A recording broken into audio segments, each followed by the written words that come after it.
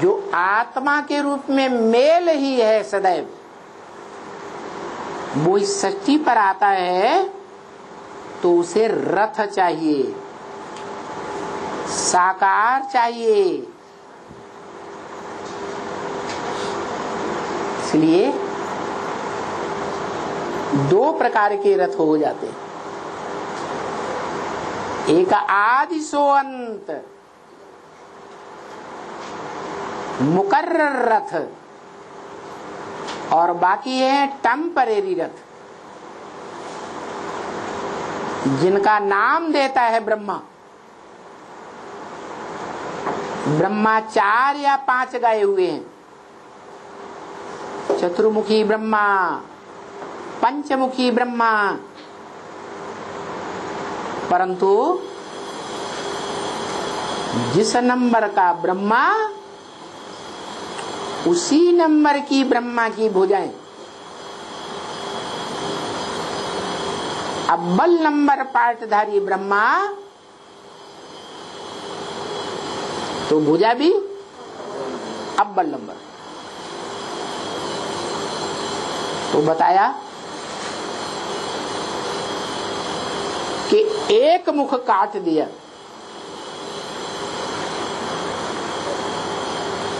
तो 4 ब्रह्मा रह गए देह सहित। उनका मुख नहीं काटा, और जिसका मुख काट दिया वो देह से, देहभान से अलग हो गया या जुड़ा रहा? अलग हो गया। तो वो है 4 भुजाओं को चलाने वाला निराकार आत्मा। इसलिए विष्णु के कॉम्बिनेशन में सहयोगी रूपी 4 भुजाएं दिखाई जाती हैं। ब्रह्मा के साथ सरस्वती, शंकर के साथ पार्वती। परंतु भुजाएं तो स्वयं नहीं चलती हैं। भुजाओं को चलाने वाला कोई ऊपर होता है या नहीं होता है? तो भुजाओं को चलाने वाला कोई ऊपर है, वो निराकारी स्टेज वाला, जिसको दिखाते हैं कौन? निराकारी सो साकारी।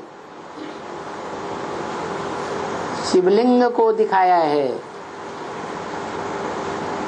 वो साकार भी है क्योंकि माता का रूप है, बड़ा रूप है क्योंकि माता ही है जो पहले कन्या के रूप में छोटी होती है।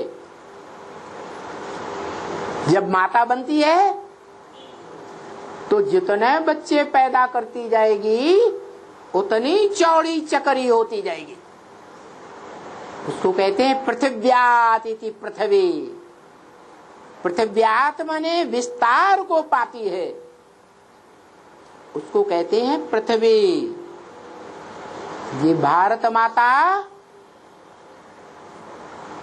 जब विस्तार रूप को नहीं पाई हुई थी, सिर्फ एक भारत खंड था, दूसरा दुनिया में कोई धर्म खंड नहीं था, तो भारत माता के नाम रूप से विख्यात है। वो ही भारत माताएं।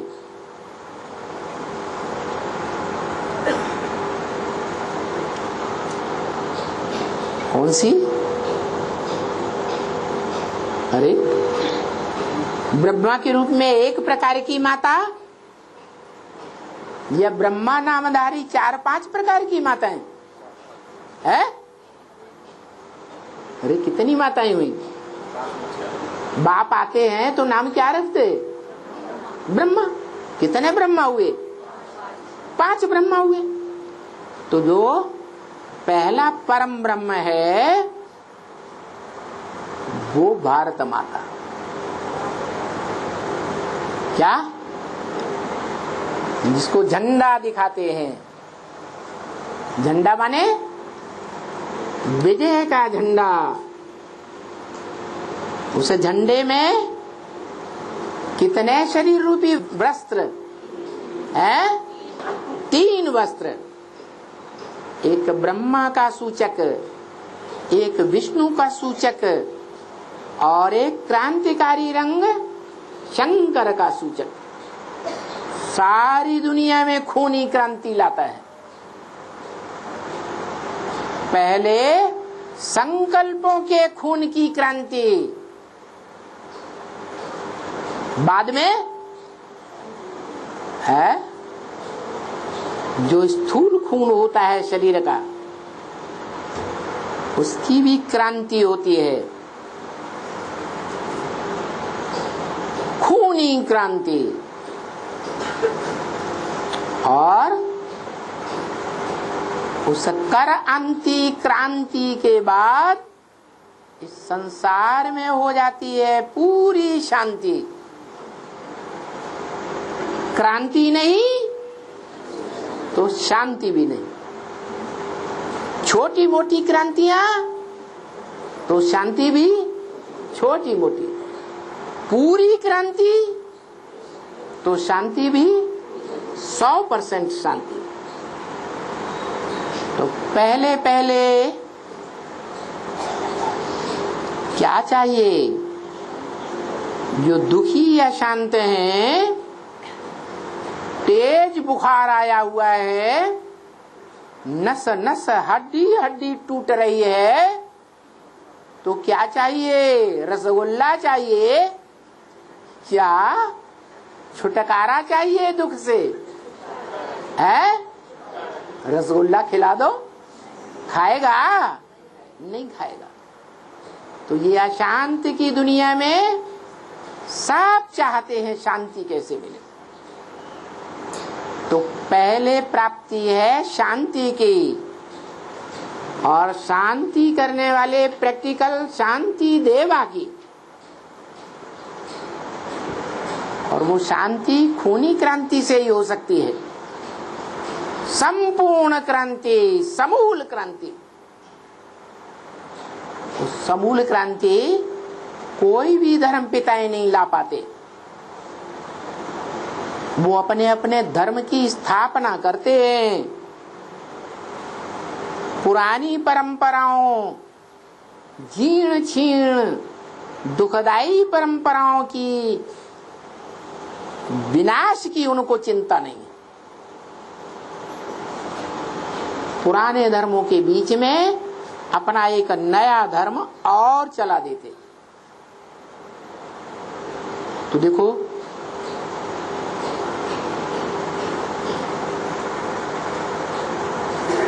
दुनिया में संख्या जब बढ़ती है तो हुजूम के प्रभाव में सारी दुनिया आती है या एक के प्रभाव में आती है?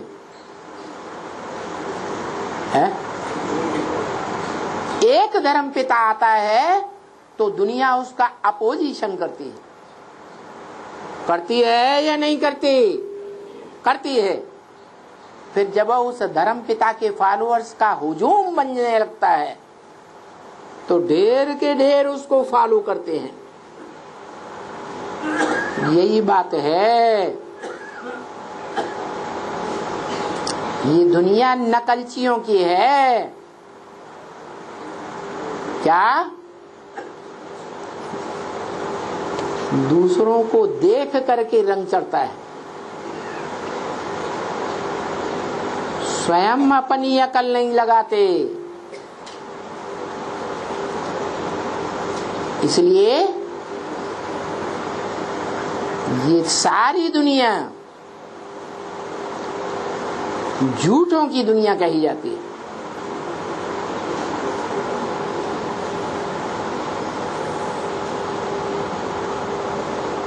युद्ध होता है, संकल्पों का युद्ध होता है, वाइब्रेशन का युद्ध होता है, तो आखिरीन कौन जीतेगा? है? कौन जीतेगा? है?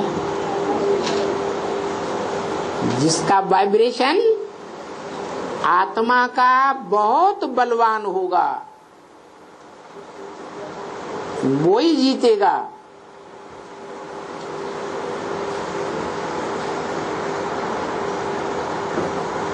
दुनिया को, दुनिया के पापियों को, दुनिया के झूठों को खत्म करने वाली महाकाली ही क्यों ना आ जाए, वो महाकाली भी उस एक सत्य का विनाश नहीं कर सकती।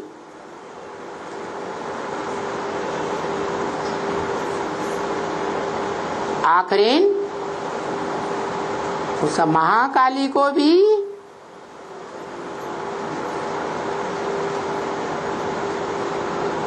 दिखाते हैं। दीपावली किस दिन मनाई जाती है? अमावस्या को। महाकाली की रात है।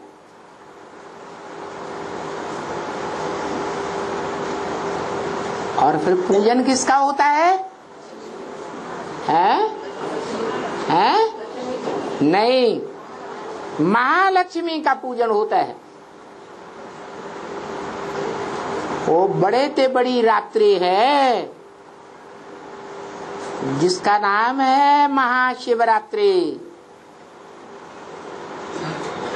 बड़े ते बड़े अज्ञान अंधकार की रात्रि जिसमें सारी दुनिया विकारों के अज्ञान अंधकार में डूब जाती है, विकारों के दलदल में।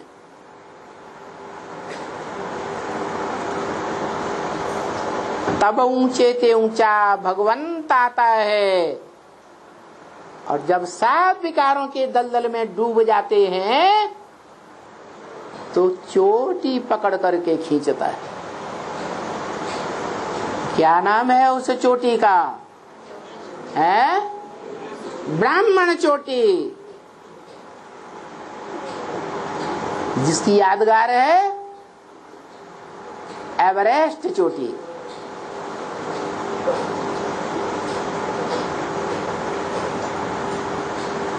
जो अष्टदेवों के चित्र में भी दिखाते हैं। कौन सा कोण दिखाया है? ईशान कोण। और भारतवर्ष के नक्शे में भी एवरेस्ट चोटी कौन से कोण में दिखाई जाती है? ईशान कोण में। वो ईशान कोण ईश्वर का कोण है। ईश माने शासन करता, वर माने श्रेष्ठ ते श्रेष्ठ। जिसने दुनिया में श्रेष्ठ ते श्रेष्ठ शासन किया है।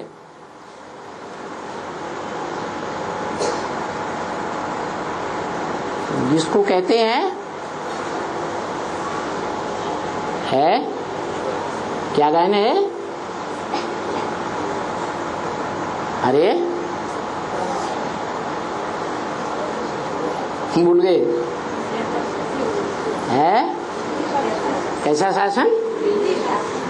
हाँ, सारी सृष्टि का शासन तो, लेकिन वसुधैव कुटुंबकम, सारी वसुधा, सारी वसुधा के प्राणी मात्र, मनुष्य मात्र क्या बन जाएंगे? एक परिवार बन जाएंगे, कुटुंब बन जाएंगे, जिनका एक मुखिया होगा, एक बाप होगा। जो ब्रह्म वाक्य मुरली में भी बोला, बाप है तो बाप जरूर मिलना चाहिए। बाप सिर्फ कहे और कभी मिले ही नहीं, वो बाप कैसे हो सकता? सारी दुनिया की जो भी मनुष्य आत्माएं हैं सबसे आकर मिलते हैं।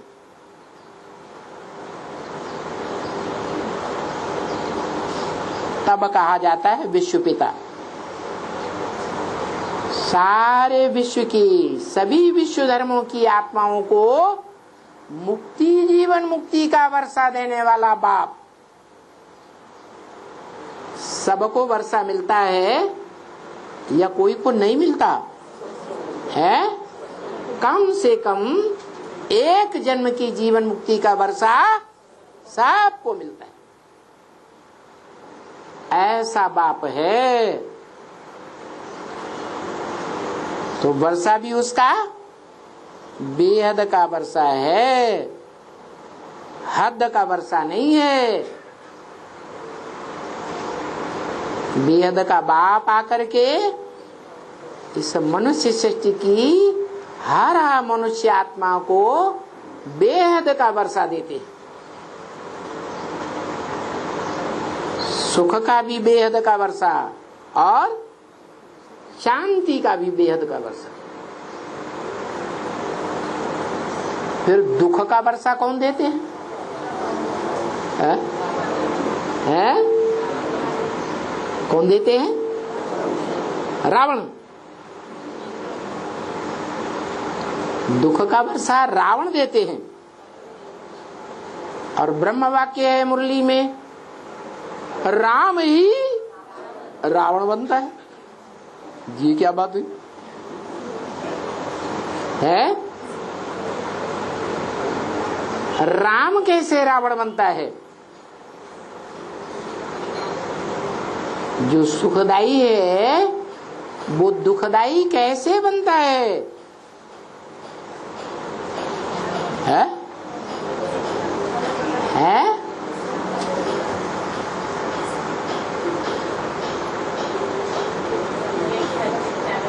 कैसे बनता है? है? अरे है? देवान में रहने से? देवान में क्यों आता है? किसके संग के रंग से? विदेशियों के संग के रंग से। तो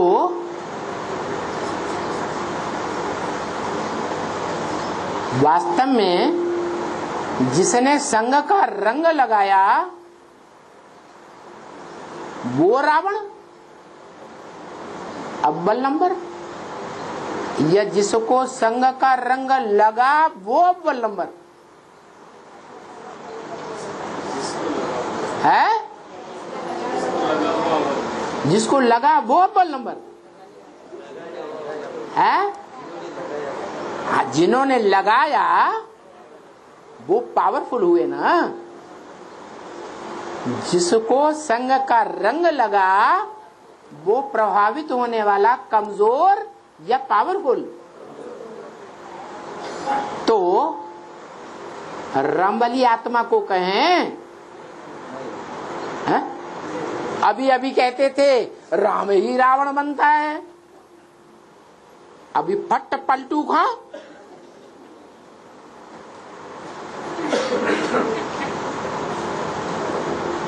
नहीं, देखो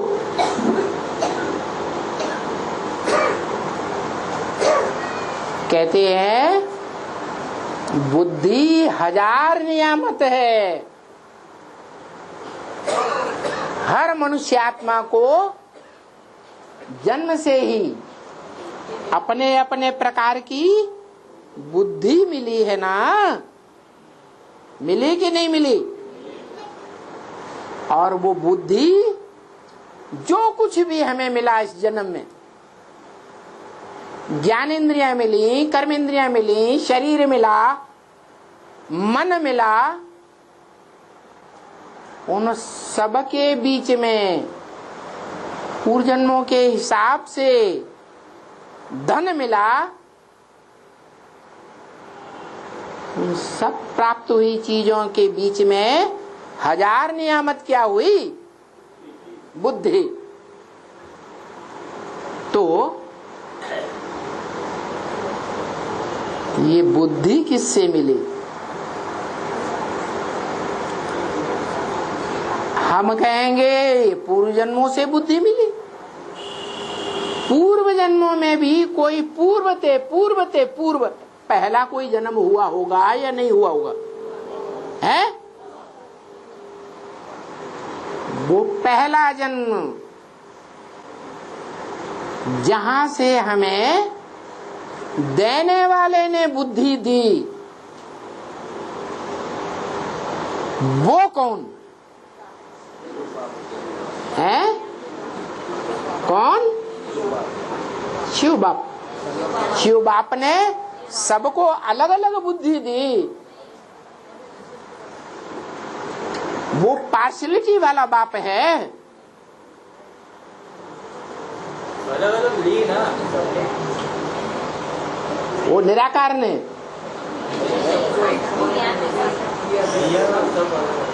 सबको एक समान मत दी।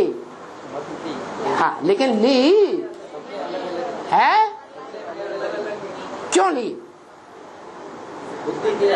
है?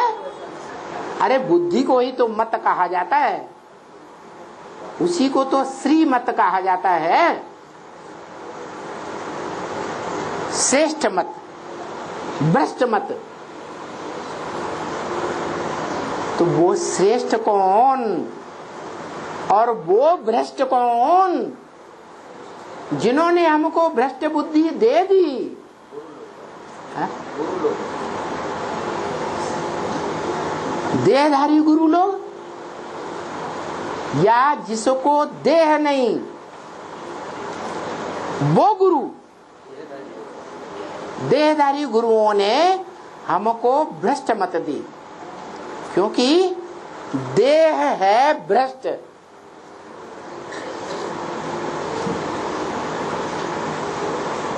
विनाशी, और देहधारी भी गुरु भी विनाशी, और उनकी मत भी विनाशी। लेकिन उन देहधारियों के बीच में कोई ऐसा देहधारी है जो देह होते हुए भी विदेही बन जाता है या नहीं? कौन है? मनुष्य सृष्टि का बाप। वो मनुष्य सृष्टि का बाप पुरुषार्थ करके देह भानी होते हुए भी, देह अहंकारी होते हुए भी निराकार की याद का ऐसा पुरुषार्थ करता है कि निराकार बन जाता है। इसलिए रामायण में ये गायन हुआ, ये ही जानो ते ही देव जनाई। तुम जिसको जानते हो, जिसको तुम जानते हो उसको तुम जानकारी दे देते हो। कौन सी जानकारी? अपनी जानकारी भी दे देते हो उसको, और अपने बाप की भी जानकारी दे देते हो। तुम जिसको जानते हो तीनों कालों में, बताओ वो कौन है जिसको वो तीनों कालों में जानता है? इब्राहिम बुद्ध क्राइस्ट, वो तो तीनों कालों में होते ही नहीं। तो इस सृष्टि पर कौन है जिसको वो तीनों काल को जानता है? कौन? मनुष्य सृष्टि का बाप।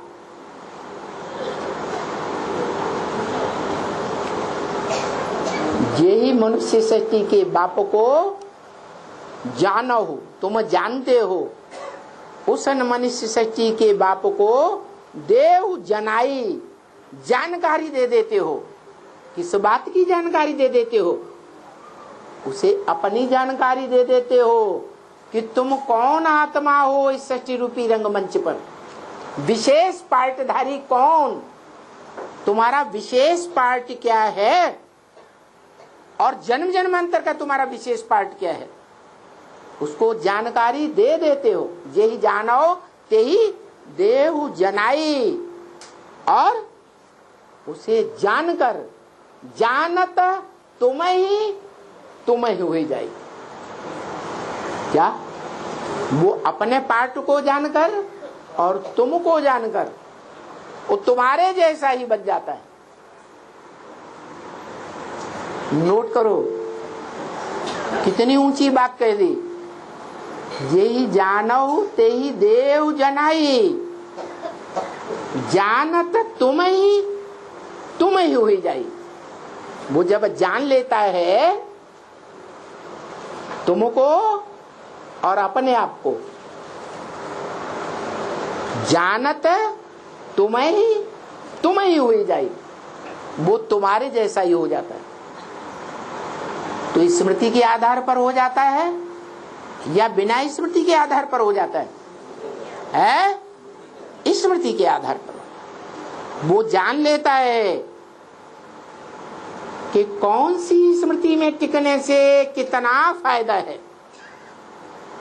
देह की स्मृति में टिकने से नुकसान ही नुकसान, और आत्मिक स्मृति में टिकने से फायदा ही फायदा। जो आत्मा बिंदु, आत्मा जो बिंदु सो परमपिता बिंदु आत्मा। एक ही रूप है या अलग अलग है? एक ही रूप है। तो उस स्मृति स्वरूप में टिकने से, आत्मिक स्वरूप में टिकने से, उस आत्मिक स्वरूप का अभ्यास करने से आत्मा का बाप स्वतः ही याद आता है। इसलिए वो ब्रह्म वाक्य है मुरली में, वो आत्मा ने बोला तुम मुझे जितना याद करते हो मैं तुम्हारे साथ हूं। क्या कहा?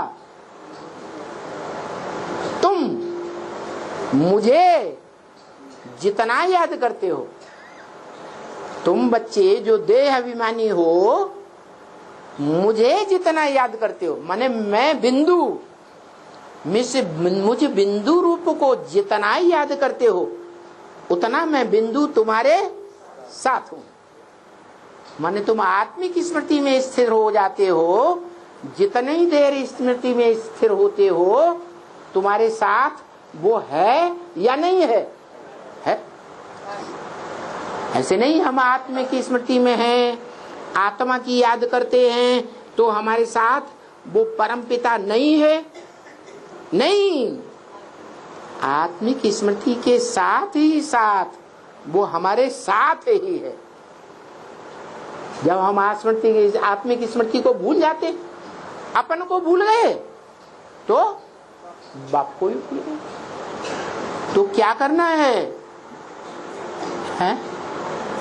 अमृत बेले उठ करके क्या पुरुषार्थ करना है?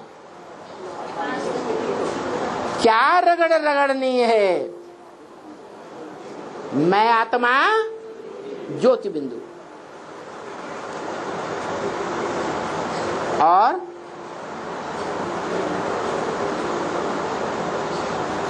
ध्यान देना है कितनी देर अपनी आत्मिक स्मृति में टिकते हैं। जितनी देर टिकने का अभ्यास हो जाता है उतनी देर तक वो ज्योति बिंदु हमारे साथ है या नहीं है? है। तो बताता है निरंतर याद करना है। कितनी देर तक? 8 घंटे तक याद करना। कम से कम 8 घंटे निरंतर याद की स्टेज पर पहुंचेंगे तो बाप समान निराकारी स्टेज को धारण करने से, जैसे बाप सूर्य है, हम बच्चे भी सूर्यवंशी बच्चे पक्के बन जाएंगे।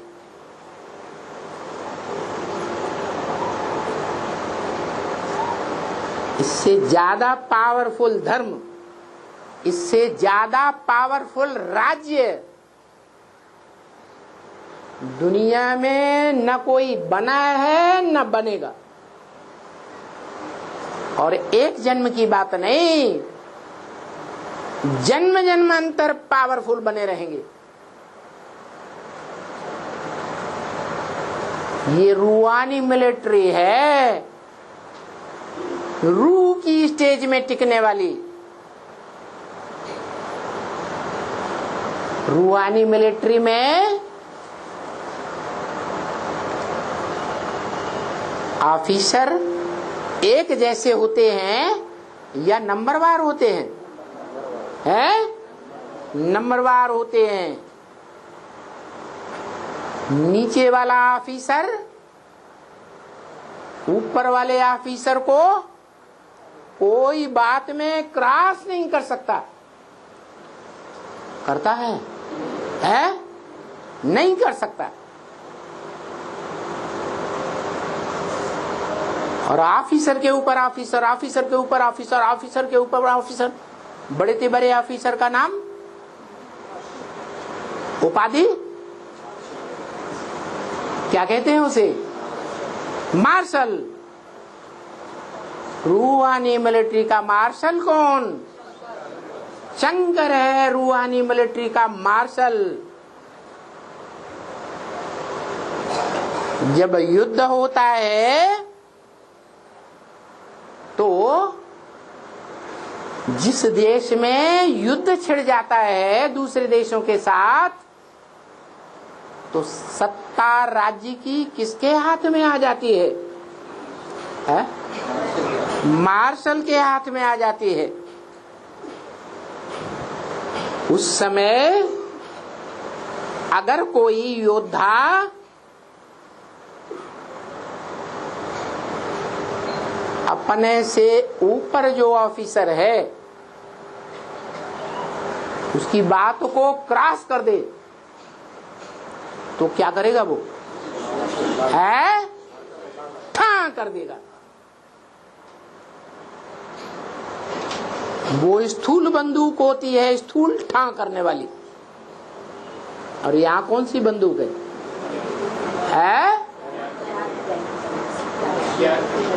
हाँ, यहाँ ऐसी ठां करने वाली बंदूक है जिसमें से ठां हुए तो अनिश्चय बुद्धि विनश्यते हो जाएगी।